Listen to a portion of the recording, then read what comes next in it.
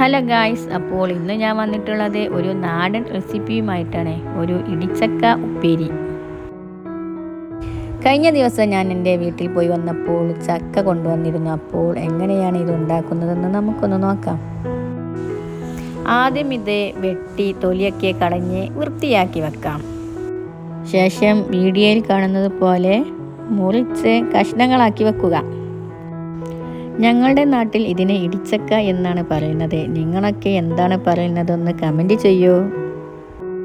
ചക്ക കഴുകി വൃത്തിയാക്കിയതിന് ശേഷം ഒരു കുക്കറിലേക്ക് ഇട്ട് കൊടുക്കുക. എന്നിട്ട് ആവശ്യത്തിന് വെള്ളവും ഉപ്പും 1/4 ടീസ്പൂൺ മഞ്ഞൾപ്പൊടിയും ചേർത്ത് നന്നായി ഇളക്കി യോജിപ്പിക്കുക.